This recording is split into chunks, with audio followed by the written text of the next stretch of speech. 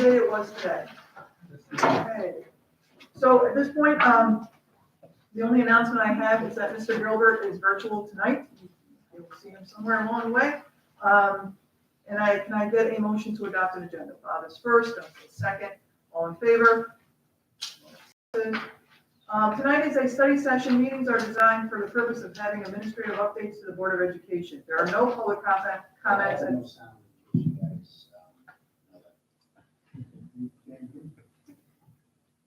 okay, turn it down. okay, Todd, can you hear me now? All right. Well, we did the motion there. Now I'm just going to go back here. Okay, so announcement, Todd is virtual tonight. You'll see him. Study session meetings are designed for the purpose of having administrative updates to the Board of Education. There are no public comments at study session meetings. Residents may attend the next scheduled business meeting on April 13th, 2021, and/or contact the board via email at boe@shenschools.org with any comments or questions. All questions come into the Office of Public Information Officer and are shared with the board and/or superintendent as appropriate. Policy questions, concerns are typically addressed by the board president. Operational questions, concerns are typically addressed by the superintendent and/or designee. So, Dr. Robinson?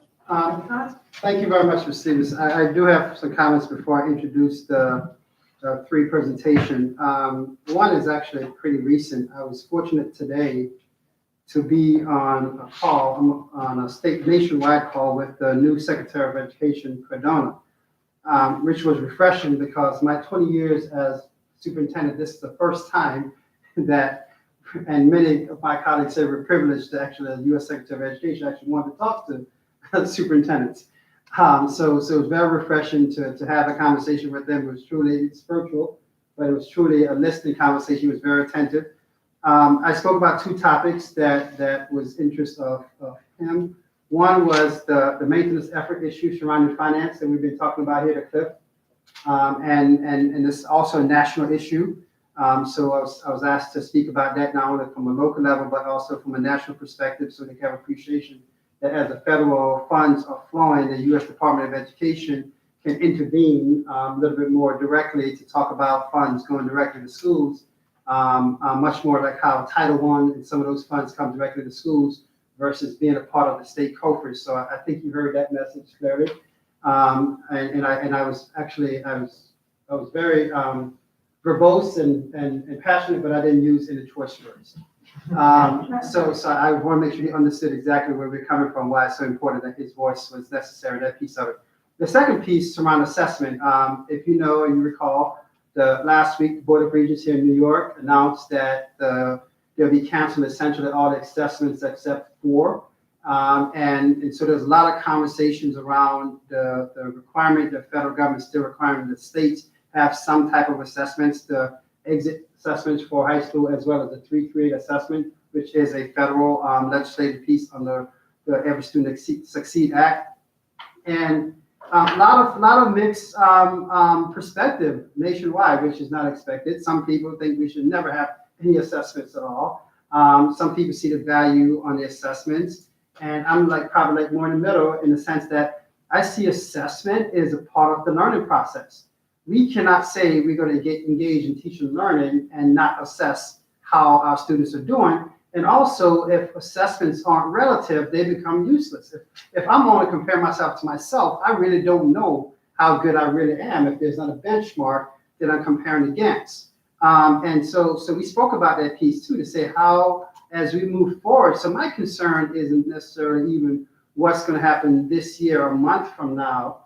My concern is what people start to translate the word assessment to be a bad word, a negative word, versus assessment and quality assessment, particularly diagnostic assessment, is an essential component of the teaching and learning process. So I want to emphasize that the federal government has a tremendous opportunity, again, to put out a loud statement to start to dictate the narrative, as we've been talking here, about the reason why schools should have and states should have quality diagnostic assessments, and not assessments that are unfortunately have been in the past, seem like gotcha, accountability, you're on the bad list, you're on the good list kind of thing, versus assessments that comes back fast enough turnaround time that we could use them in time, in space to drive what kids do. So it's great that I think that message was was important again. And I share that with you now as a board because that's the same things we talk about here as a system.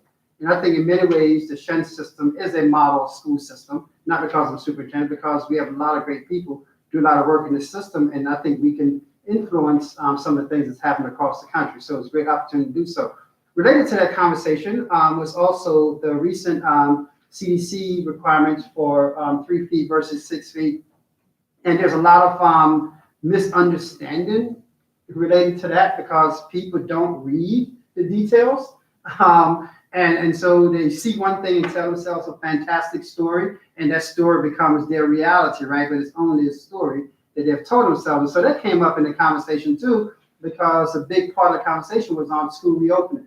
And I've said it many times before that I sometimes I really think people don't realize how far ahead we are as a system in terms of having our kids been in space now since September 14th and staff since September 8th. And I just looked at some numbers today. We've had almost 7,000 plus kids in space in school. And that's significant when you think about it, because right now, a lot of the conversations surrounding the CDC stuff is just trying to get kids back in the spring. And I think that narrative has caused some ruffles of people thinking that everyone is going to be back in the spring full board. The reality here at Shenendehowa, we won't be back in the spring full board because we have capacity concerns. We have transitional concerns. And nor will we go out and just do something just to say we did it and not do it well and jeopardize academic, sound academic provisions, as well as potentially create some unwanted, unnecessary safety situations for students and staff alike. So I say that because the narrative out there is to help school districts that haven't been in space to start to come back into space in the spring in preparation for September. We have been in space. We have been in schools. And so I want to emphasize that point because, yes, come this spring in the next several months, and even tonight's presentation from Mr. Roselli, we're going to look for opportunities to use the change in CDC requirements to start to do more things for kids and eventually do more things for more kids. But there's a difference between transitioning and coming back full board. And so I want to emphasize that point because as in the coming weeks and months, we're going to be having more internal conversation on how do we create opportunities for kids to come back. And some kids, quite frankly, need to be back in for a period of time just for that psychological shift back into the normal space of school, because some kids haven't been in a school room over a year. And so we're concerned about that and how they come back into that space. So those are some of the conversations we had today with the Secretary of Education, which was, again, it was good because on the call, I felt, quite frankly, I felt like an absolute loner because I was one of the few school districts that were talking about having its kids for a period of time. Some places started back after the holidays, the January sequence. So some places have been in about a month and a half now. Some places are 1 day a week. Some places are a handful of kids. Some places are nothing at all and have no real plans for next year and hoping that the Fed's going to force them to have kids come in because some of the politics is some nasty in some certain communities. When I say nasty, not people are nasty, but polarizing politics that dictate how education provision are. So they're waiting for the Feds to tell us what to do, even though we don't hate what you tell us what to do. One of those kind of things. So I was pleased to be able to sit on the call saying, you know what, we're doing a lot of good stuff here at Shen. And kudos to the board for being very supportive of the plans that we put forward. And your input into those plans has been tremendous. So it was just great to be able to influence those conversations because it's 3 feet, 6 feet. Every day, different information is coming out. And every day we're trying to see how we use the information to maximize opportunities for the students who are here, students see them, and when opportunities present, to try to gradually transition kids back in space with the goal of hoping, flash forward September, we'll be back in a situation that we're looking at more full capacity than not full capacity. So I'll pause in case there are any comments or questions that you have related to those two comments. Great. So I'd say I thought it was a great opportunity to try to influence the conversation across the country. So tonight we have 3 study sessions, and speaking of which, as Dr. Wood comes forward with Mrs. Barrow, talking about more opportunities. I think it was about this time last year, actually, we had this conversation about presenting a couple of new courses, and we said we'd come back to the board to say, how are we doing? And this, again, a perfect example of what we're talking about we look at the needs, what kids need for after Shen, and how do we try to address those needs. So I'm going to turn it over to Dr. Wood and Mrs. Barra, and we go from there. Let me just put that presentation up. Great, thank you. So as many of you recall, last year it was a unique year. Mrs. Barra brought 3 half-year courses forward from the department she oversees. And just as an overview, these courses go to IPAC, which is our Instructional Program Advisory Council, for review before they are brought to the board, where we ask the board to approve them so that we then add these courses to our program of study. And certainly before they go to even IPAC, they are vetted in the department. We get feedback from the teachers of these courses, and we also talk with groups like the counselors who have ideas about what courses students would be interested in, and where we currently have some space in kids' schedules and some potential interest for students. So last year was a unique year, and we thought you might like hearing a very brief overview of the impact of the Money Matters course, the Careers in Patient Care course, and the Health Science for Medical Careers. And Ms. Sarah will kind of give you an update on where we're at with these 3 courses.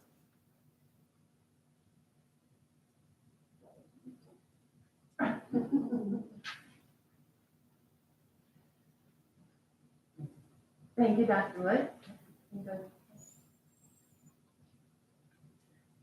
So just to provide a little bit of context, these courses were developed because of the interest that the students have and the interest that the teachers and families in our community have with regard to what should be relevant curriculum in our programs, what should be accessible in terms of coursework that ties to careers in their future, and also aligned to the Shenendehowa graduate.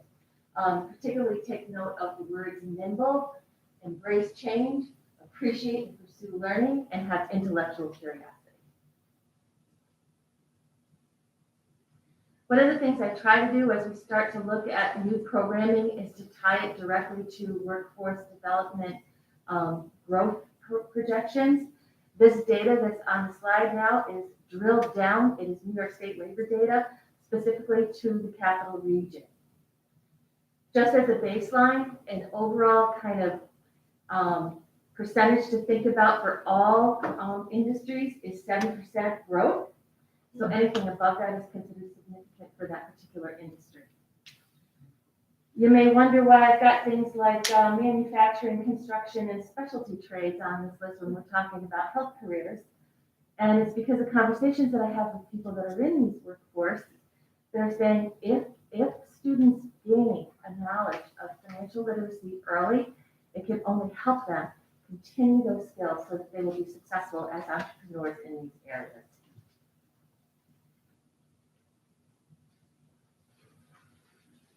So this is our financial literacy course, just a little bit of tidbits about it.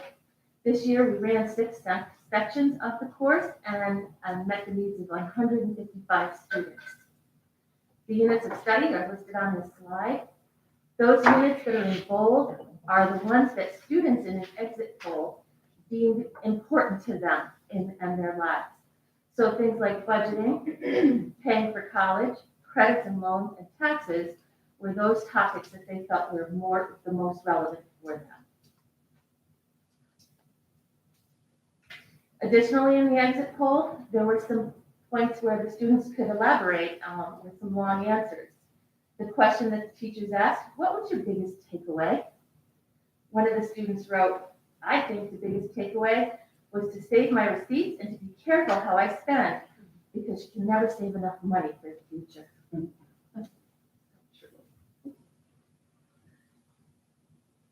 Next, a little bit of the statistics in our careers in patient care. And those 2 courses are a little bit difficult to tease out. There's careers in patient care and there's health sciences for medical careers. And I look at them as the head and the heart. The careers in patient care is the heart course. That's the one where we're focusing on empathy, developing empathy, helping students understand the various stages of the lifespan of a person, and to recognize and treat each individual with dignity, regardless of what stage they are in their life. The units of study are listed here, and it culminates with a couple of project-based learning opportunities focus more on the big picture, the community. How can we plan to develop a better health plan for our community? And how can we plan for disasters? Here too, an exit survey was conducted. One of the students wrote, "Enjoy this class." If you're in this class, you already have a super interest in healthcare. Unlike math or history, you'll want to be here and learn about these topics. It's almost like a little break in the day where you get to enjoy what you learn.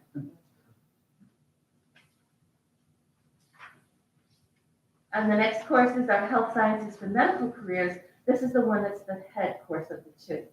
This is the one that focuses more on causes of disease, indicators of disease, and treatment of disease. And it culminates with a project focusing on prevention. What can we do to take preventative measures in the healthcare? Again, a couple of statements from our students. I enjoyed learning about safety precautions in a healthcare setting because that was something new to me. And it's that newness that we want to keep focused on as we move forward with these courses.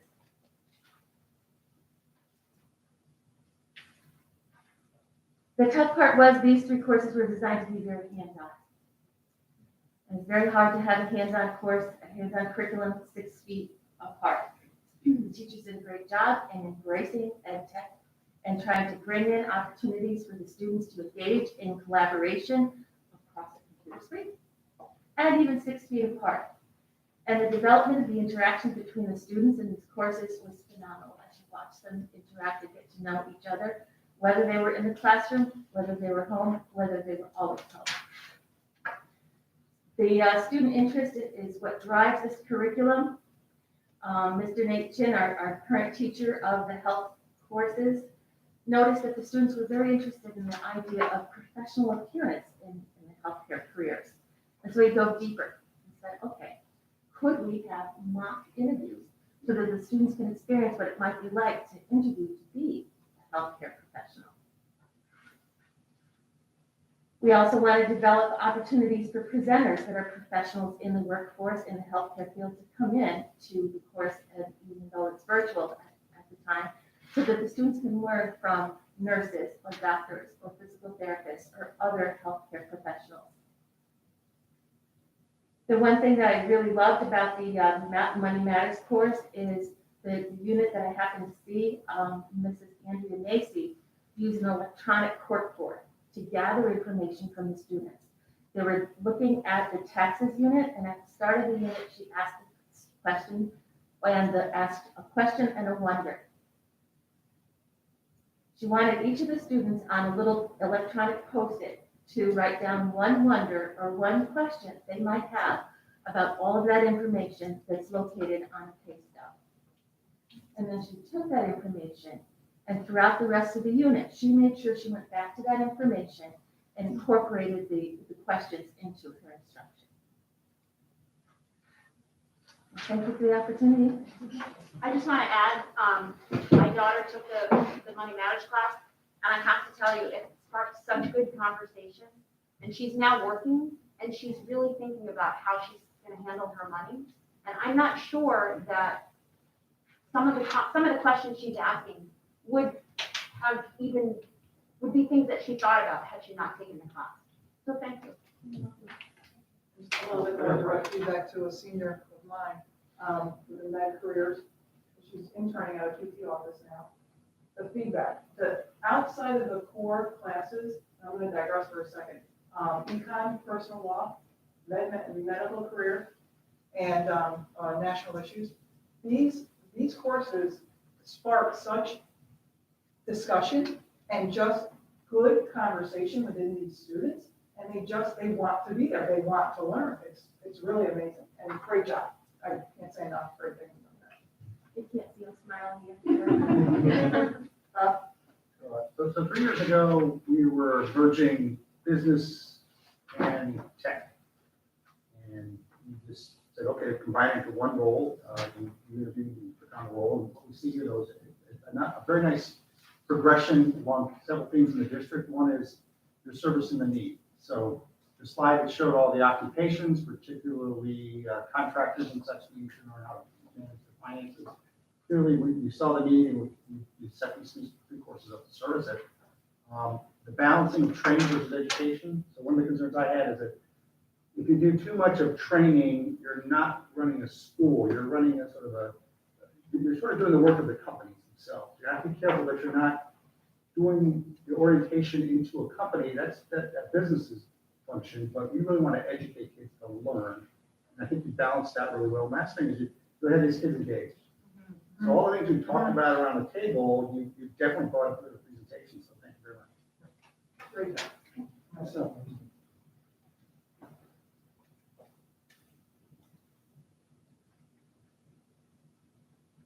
And so talk about engaging students, we mentioned the fact we're so very proud of the work that we have been able to do this year with our reopening, but we know some things have been missing, right? Some things have not been what we would have hoped for them to be, and it's been a real challenge during COVID. So we appreciate the efforts of Mr. Roselli, who will walk through some of the work that he has led, along with his colleagues across the suburban county school districts, to really make a press to look at what is it that we can be doing now. And where are we headed with this so that, we have a plan for moving forward, particularly at the secondary level. So with that, we turn it over to Mr. Roselli, our academic administrator for our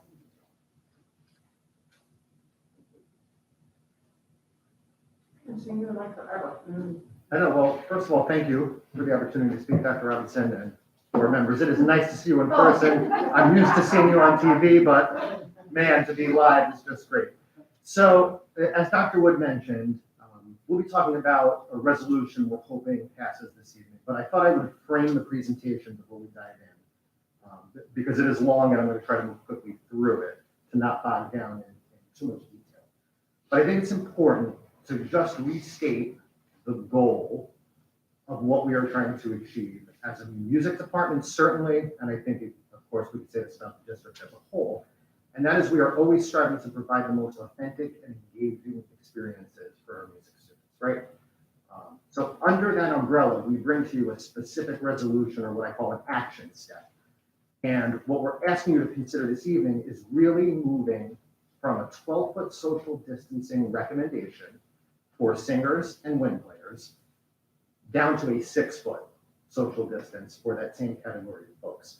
And just to be clear, wind players are our instrumentalists in band who literally use wind to make sound through their instruments. So think saxophone, clarinet, trumpet, so on and so forth. Our string players, just as contrary example, don't use wind to produce sound.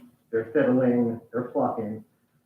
So those folks we can actually seat 6 feet apart safely, and that's appropriate based on the recommendations. And so the other thing I would just add before we dive in is the background here is that when we were in the process of reopening the school and trying to imagine how we can make music function, again, the CDC recommended, that's a key word, recommended this 12-foot social distance. Truthfully, in the best interest of kids and with safety in mind, but actually with no viable research to suppose that 12 foot is actually a number that is legitimate and scientifically proven. So of course, I have some evidence to share with you tonight that will hopefully dispel that a little bit. So the first few slides here, I don't need to dive into deep. I just wanted to set the stage and sort of dispel the myth that music isn't happening. Music is happening, it's alive and well.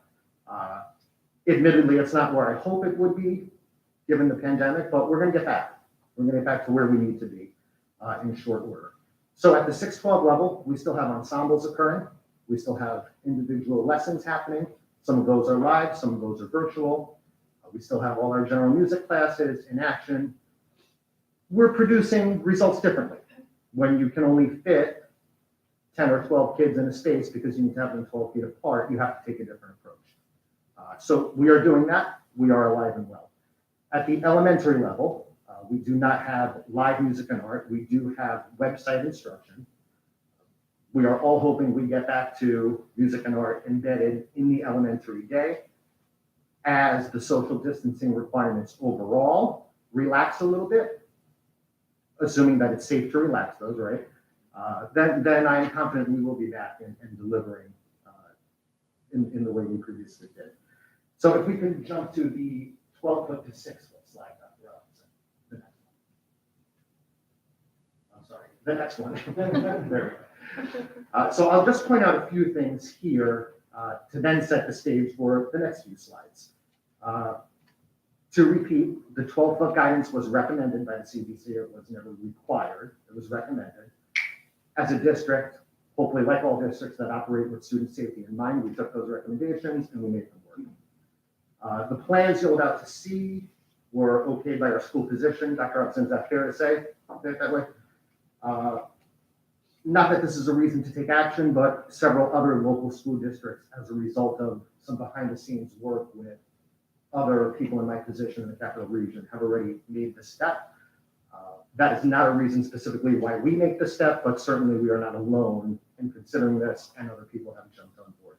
And then finally, and most importantly, in conjunction with how we approach things as a district, which is measured and calculated, we have research that suggests that we can move from 12-foot to 6-foot, and that it's safe to do so.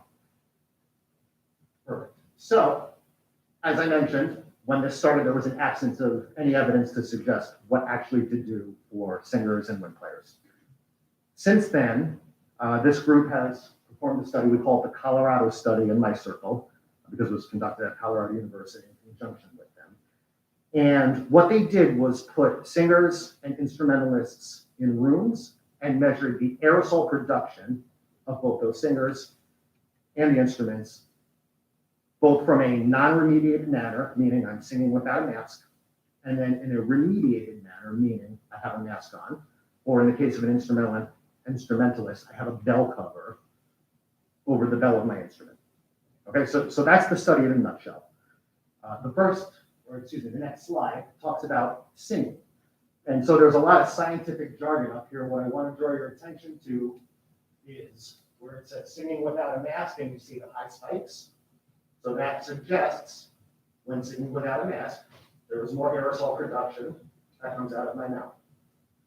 When we put a mask on, you can see the drastic drop in aerosol production. And those levels we associate with basically speaking and background levels of aerosol production. So conclusion, singing with a mask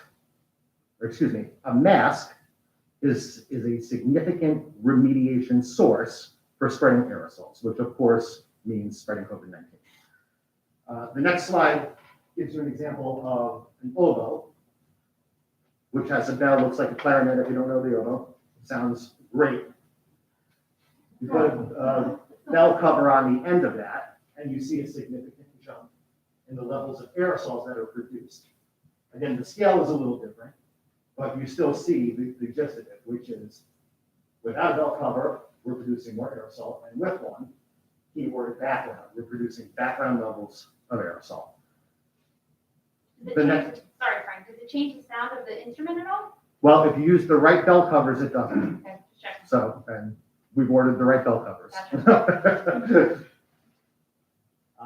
Great, so the next slide is the same concept, it just goes through the brass instruments. Trombone, again, the larger lines of aerosol production without a cover, you can see it's significantly remediated with a cover. Same thing for trumpet, same thing for French horn. And then the next slide talks about woodwind instruments. I feel like I'm beating a dead horse, but it's important to note the significant difference. Clarinet goes down, saxophone goes down. You'll also notice saxophone wasn't super high to begin with.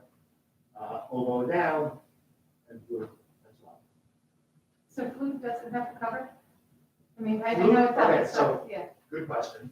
Flute does not have a cover because of the shape and the function of the instrument. What we do have are face shields for flute players. Okay. So that's why, They're blowing forward. right, Yeah. so if you block it, then it stays contained, right? The sound isn't coming through the bell. That was probably the easier way to say that. I don't know why I didn't say that from the beginning. And then the next slide, again, is voice, significant remediation when masks are worn. The next slide is a picture, or excuse me, just an explanation of what I've already reiterated, right? So 64% reduction on saxophone from the playing without a bell cover to playing with a bell cover, and oboe 96% reduction. So again, pretty statistically significant reduction of aerosols, all leaning towards background bells. And then this is just an image of what it would look like for a clarinet player without a bell cover. And then you can see the wave is kind of the aerosol in the room. And then with a bell cover, significantly mitigated. And it's really just a pictorial of the previous slide with clarinet. And again, just above background. So these recommendations initially came from the Suburban Council Music Directors Association. Again, a few colleagues and I worked behind the scenes to try to put the data together to make sure we were making a fair recommendation that we felt safe about. Of course, we want music back as an organization, but we also have an obligation to the health and safety of the teams we work with and the students we serve in our respective districts, right? So here are the recommendations. We are recommending 6 feet of distance while playing instruments. We're recommending that masks are worn all times at that 6-foot distance. That we're going to put bell covers on all instruments that we can put bell covers on. And of course, like anything else we are approving, we roll with the rates of COVID and we'll adjust accordingly. We can go to the next slide, which is the benefits of students. Or we'll stay here, this is good. So in terms of a plan, I'll just, I guess, put the exclamation point on what we're going for. Again, we are not looking to come back 3 feet apart, full-fledged, have performances left and right. I mean, we would love that, but that's not where we are. We're going to get there, hopefully at some point, but we're not there today. Today, the simple action step we're hoping you'll support is moving from 12 foot to 6 foot. And that does a lot of things for us. Number one, it gives us some flexibility. It gives us some flexibility in how we roll out instruction. If you think about a 12-foot distance, right? So actually, let's go back a step. If you think about a typical ensemble, at the high school level, there's probably 60 to 70 kids in the group. To be fair, in the cohort model we're running, that's probably 30 kids. I can get 30 kids in the auditorium at 12 foot apart, but I can't get even 10 kids in the other rooms. So that means if ensembles are stacked against one another, I have one functioning room. Great, I'll take it. And then I need to find 2 to 3 to 4 rooms, depending on the size of the ensemble, to cover it, which also means I need to find 2 to 3 to 4 staff members to staff it. So we had a little wiggle room because everything went crazy with COVID. We made it work. People are working so unbelievably hard to make sure music stays alive. But making this adjustment, we believe is safe. We believe goes with the flow, if you will, of COVID and where we're moving as a district. We are absolutely arguing that we have close contact sports at play, and if we are doing that successfully, then we believe we can do this successfully. And again, this intends to be a measured response, right? We're not just guessing that this would work. We believe we have enough data to demonstrate it does work, and we believe the benefit to students and our institution is strong enough that we're here recommending it. So did I miss anything, Dr. Robinson? Any questions? Just to clarify, so they're going to be wearing their masks while they're playing or taking their masks off and wearing a shield? That was a Great question. So, and thank you, because it reminds me that I didn't mention something. So the next step in this process is we are trying to attain all the necessary PPE, and obviously, assuming you approve the resolution tonight, we won't be making a formal move until all of that's in place and handed out to kids. We're hoping that's going to be after April break. It might be right afterwards. It might be another week beyond that. And within that, we've ordered bell covers for every instrument. And for musicians who play wind instruments, we've ordered what they call musician masks, which are masks that have a mouth opening with a flap over it. So instead of pulling down, playing it back up, you can just kind of flip the flap up, play the trumpet, and when you pull your instrument out, the flap automatically comes down. So, yeah. Yes. One of your earlier slides mentioned Jazz Festival will occur this year. Do you have any details on that? And it's not necessarily the date, but what the format will be. Yes, so it is, I can tell you the date off the top of my head, but it's the second two Wednesdays in April, I believe. It is not the same level that we've done it at, obviously, because we can't have audiences in place. So we have some, let me go back a step. In a typical jazz festival, we bring in a guest artist, and we have some local teachers and musicians on Saturday evaluate local groups who come in and perform, as well as our own groups. So it starts on a Wednesday, usually ends on a Saturday or a Friday, and it's a pretty comprehensive process. We've modified it, obviously. So we will just be bringing a few of our regular local musicians in to work with kids. So to be fair, we won't have the national recognition stars that we usually bring in, but we've got some pretty talented folks who've been with us a while doing this. And they will work directly with our own kids. We won't be bringing in groups from outside. But regardless, I think it's pretty fantastic that that tradition is going to continue. Last year was the only year we didn't have it, only because we closed right beforehand. But that's been going 17 years strong, so we're super excited about it. And of course, the musical we're super excited about. I do think, not to sound arrogant, but I do think we led the charge in the Capital Region on that. A lot of people have followed our model since we started that. So anyway, thank you. Thanks, Frank. Great work. Thanks, Dr. Wood, and thanks, Mr. Rizal. Just want to open one document here, and let me easier to present to the floor. If you don't mind. So.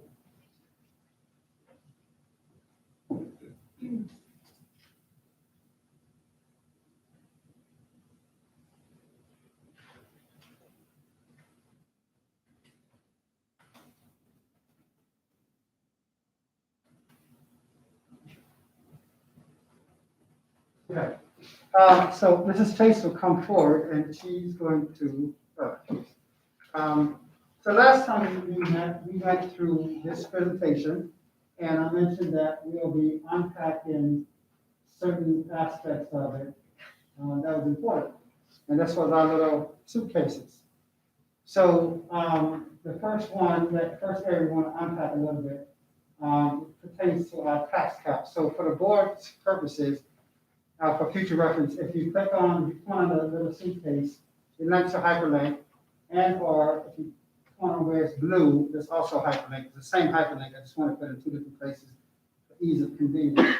So what I'm going to ask Mrs. Chase to walk through, and to do this one, is to walk through the process for the calculation of the tax cap, because we hear about the tax cap, but just so you can see what that process is like, I think it's important. Thank you. So this is the state dictated formula that we follow each year. We file it with the comptroller's office each year as well. And we've updated throughout the budget development process, because the first time we file it is March 1st, and then we update it as we go along. But it starts with the prior year tax levy. The state provides every district a tax-based growth factor. We average right around in this area 1.5% or so each year. It's right in that range. So we're right about the same level that we've been in the past. We also then add in our pilots, which are payment in lieu of taxes. So we add up all of our pilot agreements and calculate what that estimate is. And then we deduct the net local share, if you will, of our debt service payments. So it's basically all of our debt minus any aids that we would get on that debt, which includes BOCES starting last year. We never used to have BOCES included in that as well. Then we come down to a net figure, and then we apply, again, a state-provided CPI factor, This year it's 1.23%. Last year, I believe it was around 1.8%, so that tends to vary somewhat. Then we deduct our current year pilots, again, right in that same area, 500,000 or so. And then we add in our net local share of debt again, which that includes our building debt, our transportation debt,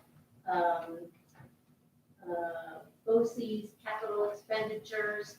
And there's also a line in there that you can see is debt service fund balance. And if you recall, we have a debt service fund that we use to sort of keep our debt service payments very stable and very steady. So, for example, this year, or for 21-22, we're projecting that we are going to budget $8.8 million and keep it there for a while. Our actual debt service for 21-22 is $9.7 million. So we're able to keep that debt service payment very steady based on how we manage the debt service reserve fund. So this year, we're utilizing $902,000 of our debt service reserve fund, which is why that is a reduction in this calculation. So our net local share, 2.4 million, and it comes down to our tax levy limit of 130,891,000, which happens to be exactly 2% over last year. What that means is we are able to provide a budget at 2%. If we go over 2%, we would need a supermajority. Under 2%, we would just need a regular majority vote.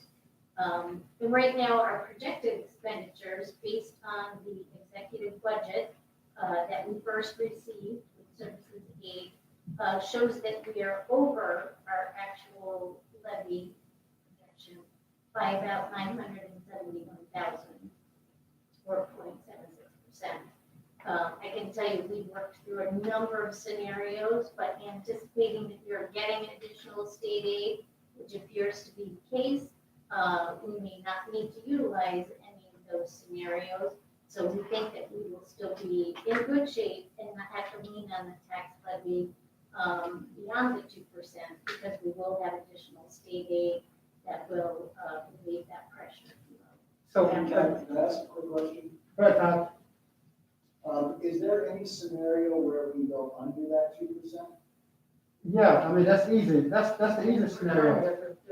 Right now, yes. So basically, if we reduce our expenditure budget, so let me answer that question, Todd, with a comment that actually I was going to make to the board based on a comment that Kathy made. It wasn't a misstatement by Kathy, it's how we use terms differently. So the tax cap is focused on tax levy, not necessarily a budget, because we can have a budget at 2.6%, but the tax levy increase under this scenario cannot exceed 2%.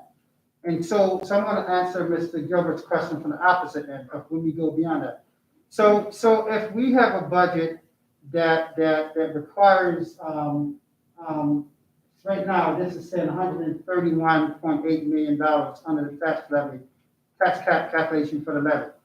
If we have a budget that requires more money than that, and we get additional state aid, we can have the levy at that 2% max, if you will, at 131, and whatever the difference is that we need on the expenditure side of the budget, say beyond the 2% mark, if you will, has to come and be addressed by a different revenue source.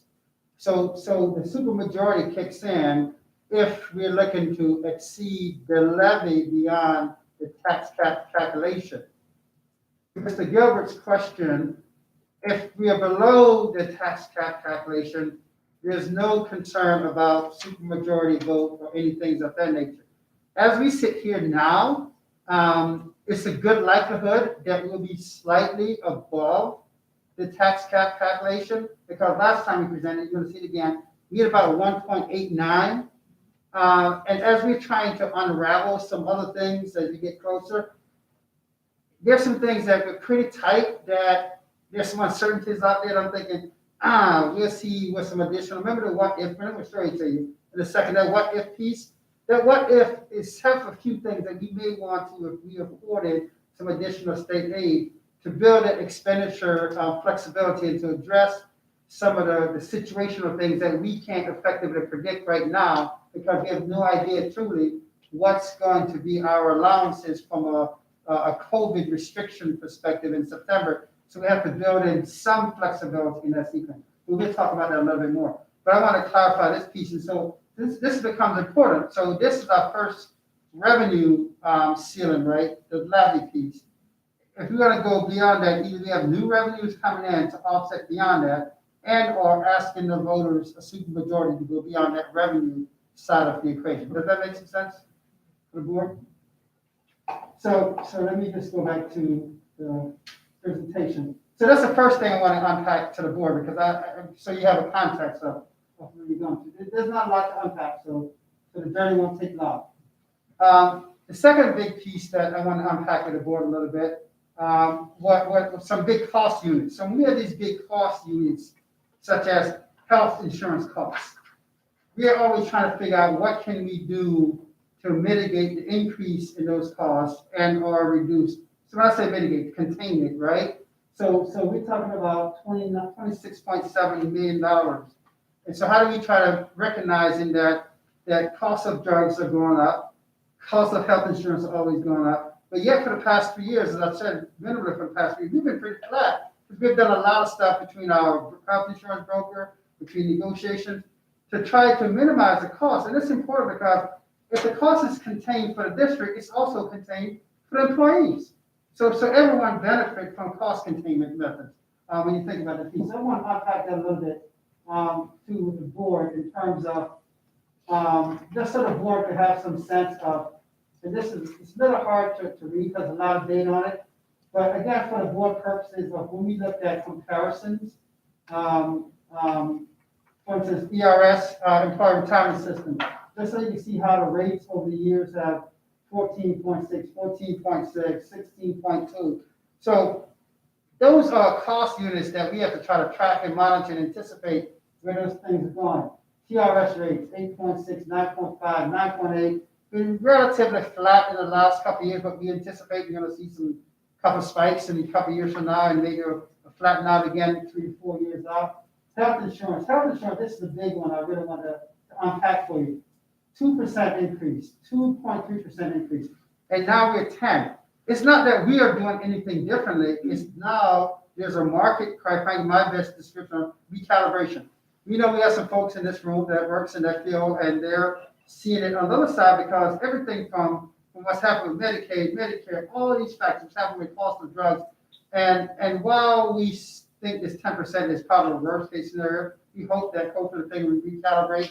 And come January, when we have a new rate change again, we'll see some adjustments, but we can't put ourselves in a situation that we're not able to cover our costs if those rates were to materialize the way that they're materializing. So I just want to unpack that with the board a little bit, so you kind of see where we're coming from, so you get an appreciation where we are, particularly health insurance. Been pretty contained over the last several years. This year, we anticipate a spike in overall health insurance costs. So I'll stop there in case questions, and Kathy's here to address any details you may have on that. Any questions? No? Good. Grace, you had a question? No. So again, I want to unpack that piece of the board because we spend a lot of time, literally, Kathy spent a lot of time with our health insurance brokers to look at all the part, look at utilization, look at everything. You know, what are the big drugs, what drugs are spiking in cost? How do we try to look at preventive methods with our physicians, a whole lot of stuff in terms of contain the cost. The other piece I want to unpack a little bit was when we start getting into, I think this, oh, so I'm sorry, this is just another link to the tax cap. We already went through that one before, so I'm not going to go through that with you again. So if you click on that link, it's going to go back to the same slide that we had before in the sequence of things. So the second piece that I want to unpack is we had the shares, right? And I thought this was a good way to show the board without going to what I call the gory details of the 900 account codes that Kathy and her team deal with on a daily basis, which we won't necessarily do here. But I think I want to give you some sense of when we start talking about strategic decision we made to come to those final costs.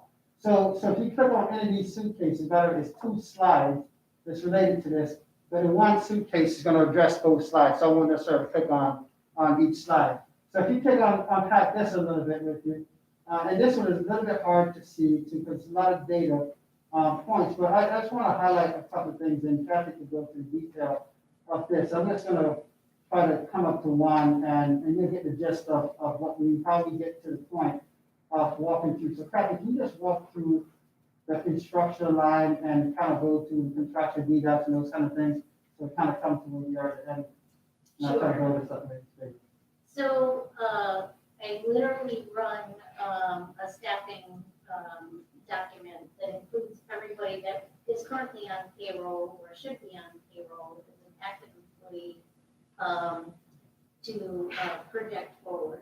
So starting with our adopted budget, the contractual ads are based on who we have, where they're moving on step, and the contractual increases there. The deducts would be those areas where we might have some breakage. We had some resignations throughout the year. People on higher step are replaced with those on lower steps. So, or we had just some movement in staff in general. So ultimately, those are all the contractual ads and deducts.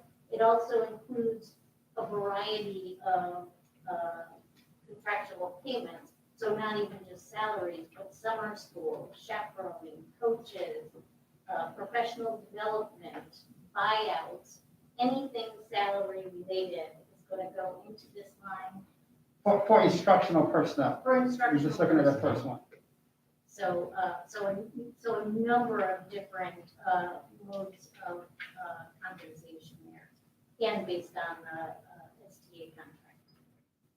And then get to the adjusted budget amount. The adjusted budget amount and then the strategic ads. So let me touch on this. So I think, let me just pause for a second for the board. So Kat, you notice that we said we start off with what was budgeted. And what was budgeted and what's actual is not the same. And that's why we go through the next 2 lines, truing up the cost of what are the contractual pieces, what are the changes that have happened over the course of the year, or what we're gonna project for the rest of the year. That's why we do it. So I want to read what I'm saying. I want to tie this back to the presentation we had a month or so ago about mid-year projections and those kind of things. So when we do that mid-year piece, that's a part of Kathy going through and start looking at all the staffing and say, and having a conversation with Jen Elizabeth, we anticipate changes are gonna happen. But the reality of it is changes happen all the time.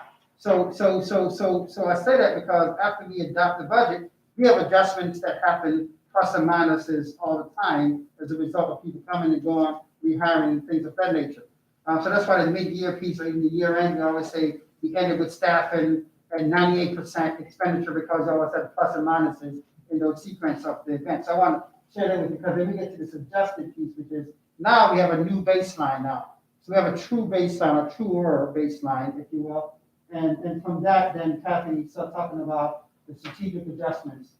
Right, so we talked a lot about maintaining our footprint, maintaining programs this year, and the adjusted budget is just exactly that. It's the rollover of staffing. We have this year doing nothing different, I'll say, going into the next year. We did notice that we needed 1 FTE to provide some flexibility capacity in the special ed area. So that was added specifically as a request, and then that leads to our final budget projection number of 65.1. And so within this too, if you remember that slide, we had the repurposing of retirees. So the people retiring, we already backfilled those positions average of step 4 in the adjusted number already. So that's already, so that's why it's not shown up as a strategic ad, because those are positions that we need to fill. It's just a matter of who's going to be filling those positions as we move forward. So if you're looking at where's that? Well, that's built into when we look into the budget factor, because the budget had all the people who are there. Then we see people who left, and then for people who may be replaced as retirement, that's factored into when we get to the adjusted piece. And so this strategic piece is now when we add completely new beyond what we have. In this budget, as you notice, we don't have a lot of new things in this budget. In some past years, this 57,000 could have been several hundred thousand, depends. I mean, one year we added, when we were doing some class size reductions at the secondary level, I think we had maybe 8 or 10 staff in the year because that was very focused and also aligned with when some revenue streams were happening, it gave us a chance to do so effectively. So I share that with the board because, again, we could certainly unpack all of the points if you want, but I wanted to give you some sense of, as we go through the budget process, it's truly a combing, literally a combing through the budget very slowly, and a lot of time is spent with staff because probably 80% of our budget is salary and benefits and the people who drive benefit needs. And so we spend a lot of time combing through the process, and that's why, again, if you look at those first 3 lines, and I'm just going to reduce it right down so it'll be easier to see. The first 3 lines of this particular slide, 35% instructional, 16% non-instructional, 3% administrative, and then you come down benefit, 26%. So quite frankly, we spend, and I'm going to give credit. I don't. So I don't want people to think that Kathy and her team, Dr. Wood with the folks on the programmatic side, Jill Bush and her team in HR, because we want to reconcile all the numbers. What Jill says in HR for hiring, Kathy needs to make sure that we're paying those people in payroll, because that's the real measure. Who are we paying versus who we say we have on staff? And Jill needs to know that, okay, yeah, Kathy, you might be paying this now, but we have these vacancies that we're not paying that we have to consider. Because we can't make a budget and now, you see why all these people have to be in the same conversation, because we need to make sure that when we put it the budget for next year, we put those placeholders, if you will, for those positions that are vacant now and are planning to do differently in the coming years. So it's a very comprehensive conversation that takes place, and a bulk of the time drives that, because it also drives the program discussion. Because we ask the question of, why do we need this person? What's the intended outcome for kids? What's the benefit to be provided? And then they dictate, do we need this person or that person or otherwise? And so a lot of those decisions goes into it. And the last point I want to punctuate is that we have about 1,600, I think, full-time equivalent, but we actually have probably about 2,200 bodies. Because we have a lot of part-time people as well. So we add them up to a full-time equivalent. You probably take 5 people to make 2, depends on particular food services, transportation. We have more part-time folks. So it's a lot of combing. I'm making that point is there's a lot of combing through all the staffing to make sense that we are making sure that we understand what's there, how it's being effectively used, and making some key decisions around some of those staffing pieces. And this is the one area that, as we're combing through now, as we start to fine tune some longer term plans, we want to say, okay, make sure you have enough flexibility to do certain things. For example, I think it was yesterday, Dr. Wood could confirm, we had a conversation with middle school folks about scheduling, the block scheduling, and one of the folks said, we could need a couple aides here and there in order for this sequence of lunch to work in the block schedule. Okay, in my mind, ding, ding, ding, footnote, do we have the capacity in the budget that if this becomes a reality in September, we can't say we're going to abandon all this because we didn't take care of this little thing. And so we can never have that situation of we can't use this contraption because we left one screw at home. Kind of using that example. So we have to have the extra screw in case we lose one in the process of trying to assemble this great thing that we call the budget. And I use those kind of examples because literally that's what it comes down. We can't have everything fall apart because of one little piece that we didn't consider in the equation. So in the footnote, conversation with Kathy, do we have enough capacity? Yeah, because we think this is going to happen. Okay, she's convinced, I'm convinced, yes. If the question is like, okay, let's build something into the equation then. So I shared it with you because the budget process for us is a technical process, but it's actually has to be a very logical process. It has to make sense that we can deliver what we're saying we're going to deliver. We can do what we said we're going to do and do it consistently. So that's why the unpacking of this. So again, we can certainly walk through all this. I hope you don't want to walk through all this, but we certainly can. But you have the information as a board, so you kind of take your time and walk through, look at some of those kind of things.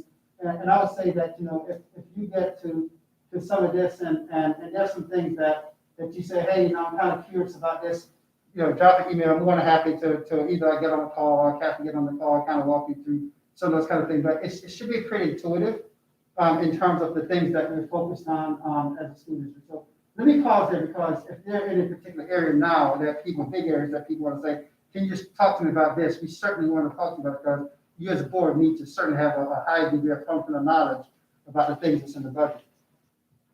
This might be something you want to talk about later on, but I think when we talked about the capital improvement, I don't know if you talked about the high school, what's going on with the field, replacement field, that's still in the works. Yeah. Okay, I remember we talked about the Coda field. No, but that's a part of the replacement. I could get to that right there. Yeah, I can just recap that again. Yeah. So are we okay with this piece of it? And again, I'm really sensitive because we live this every day. And I don't want to assume that your comfort level is just the same. No, quite frankly, it shouldn't be because you don't live it every day. You should have a certain familiarity with what we're trying to do. So that's the unpacking piece on that slide, and this is where we really spend a lot of time. The last piece that we try to unpack, and we don't have, as you notice, the hyperlink yet, because this is I guess this week and next week are the 2 big weeks that we're watching the state to see where the state budget is going, and that would then, so probably the next time, hopefully the next time we hear, we have more information, and at least what if we have more specific things to it, to say based upon this now, here's what the final budget proposal will look like. So right now we have this 1.89 sequence of it. So we're gonna be somewhere in that ballpark. And we know the tax cap is already capped at 2%. So if we go beyond where we are right now, it's because we have additional state aid, either increase in foundation aid. I think, Kathy, you tell us state aid on We thought we did. Oh, we did. It's this one. So this is the one that we're watching right now based upon so this is without that service. So remember, there's 2 proposals. The governor wanted to consolidate the 13 into one, the services aid. And then, so we have the with and the without. And so we're watching this. And so with the service aid, this is the budget bottom line sequence. So it kind of gives you some sense of the 57 million versus the 58 million. So you see the difference between some of those kind of things, and you can see the detail. So we're watching that. So that in the loan, if that doesn't happen, it changes. If the governor's proposal on that goes away, we see increase in state aid in fact just because of that. Much less if there's any adjustments in foundation aid on top of that. So that creates an opportunity right now in the sequence because we're building our revenue based upon what we think is the worst case scenario right now, which was the initial proposal that came out of the executive proposal that came out several weeks ago. And typically that's what happened. The governor proposed, the Senate comes here, Assembly come here, they get in the room and squeeze somewhere in the middle. And so we know that right now, even that's all I wanted to point out, this particular one, we're looking at both scenarios with the service aid, without the service aid, and how the adjustments made as well. And the service aid, Kathy kind of put a breakdown here for you, the things that went into the service aids. So you can see some of the issues that while we have BOCES aid, textbook aid, if all these things are lumped together, the ability to plan becomes almost virtually impossible. We use the textbook, for example, because in April, I think it's the April board meeting, or maybe it's the first meeting in May, Dr. Wood is going to come back and talk about purchases for next year. That's driven by this textbook allocation. So we know what we should get, so we built out our plans around that. But if we have a situation, everything is lumped in, and we have no idea what we're going to get, we can't do what you're going to see in May as effectively. We're still going to be planning, but we're planning hoping that we're going to get money versus planning because this is allocation that we have available for us, and we're going to try to maximize that reimbursement allocation. Does that make some sense? Again, I'm just putting out one example of that to talk about. Or we had Al Karam talk about transportation proposal. He does a great job of detailing all our transportation costs based upon what our reimbursement should be for the coming year to maximize that reimbursement formula. After having that formula, again, we do these things, but we have no idea to predict our outcome. So that's why this consolidation was was even beyond money. It was a ability for us to strategically plan on all these categories each. So I share this with you. And BPD, by the way, we have a fiscal advisor. We always joke that, you know, we have a lawyer for everything, because none of us are going to profess to be lawyers. Kathy is a CPA. I have a background in economics. Dr. Wood is an instructional genius. Joe is now the HR guru. But we have fiscal advisor, Bernie Donegan out of Syracuse, and they look at all our details and make sure that we've got an eyes and crossing all the T's. Because I can't come to you, say, Kathy, give me a number, and say, this is what we think. We need to know, based upon the current form, the current law, this is what we're supposed to get, and we hold it up against anything that the state is going to come back with to say what we should get or not get. So that's an important piece for you as a board to know that we're just not just estimating and guesstimating what our state aid should be. We really counting down to the details of it. So when we come back to you, we say, if this, then this, if that, then that, and then we can plan based upon those scenarios as we move forward. Does that make some sense? I think that's a critical point, because we're talking about, you know, a significant chunk of our revenue. It's about 27% of our revenue comes from state aid.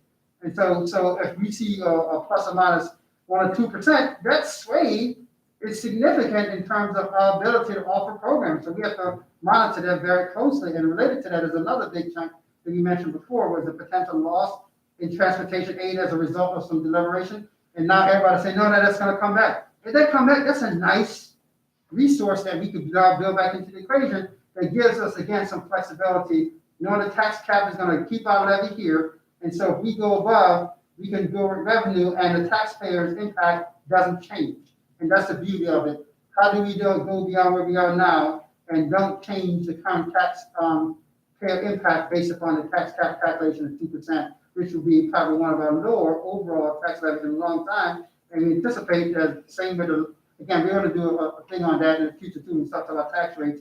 Then we anticipate, again, the town of Clifton Park, Half Moon, which are two largest population centers, probably going to see a flat line or reduction in tax rates, which is good news. We can do that and still preserve programs and strategically add some things. That's the double bonus, if you will, as when we're trying to look for each year. So again, I'm not going to go too much more detail, because you have the information, and I recognize that to do all that. Last piece I just want to point out, Mr. Presley mentioned about the project piece, and this presentation is heating up, and ironically tomorrow we're having the dedication, so hopefully we see some of you at the dedication. Mr. Gilbert is going to speak on behalf of Madam President at the dedication and the board. And so we're looking to have that referendum, this referendum also on it, and there's a lot of pieces to it, but I just want to go to the piece that Mr. Presley just pointed about. So this picture, and it's a little bit off.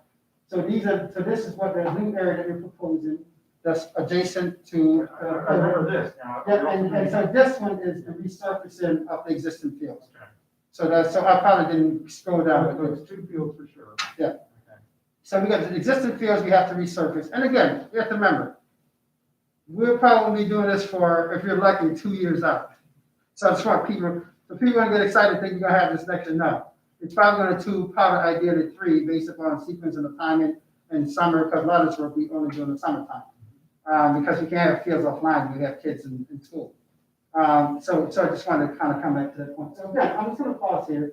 If there are specific questions that you may have as a board, we're certainly here to address those questions. Madam President.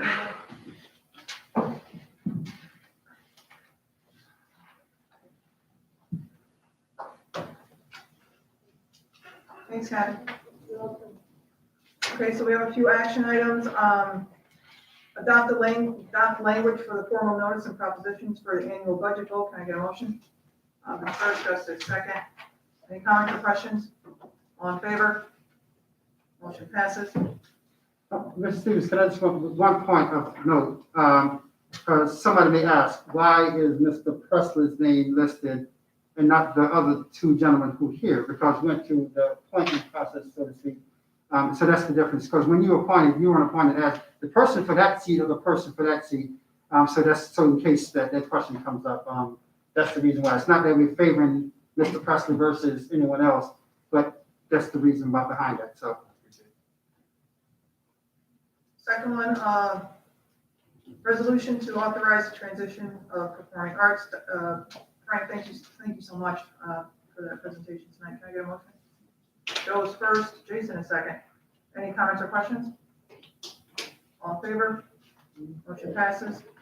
Staffing recommendations, Mrs. Bush? Yes, good evening. We have one retirement. Mrs. Karen Scarpa will be retiring from Chango Elementary School after 19 years at the end of the school year. Congratulations, Karen. Long career, long grand career with Chingo.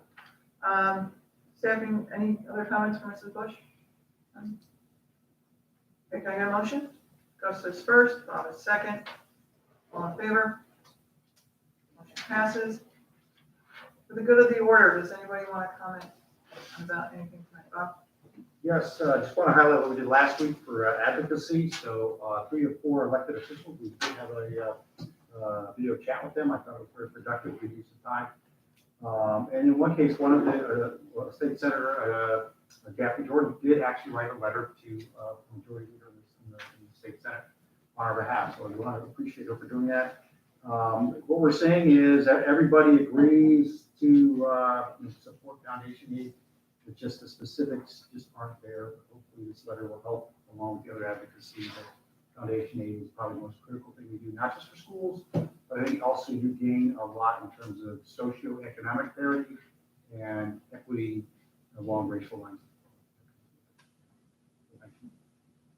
And the only other comment, Dr. Robinson touched on it tonight, is CDC comes out with new guidelines, everybody jumps on, oh my God, are we going back?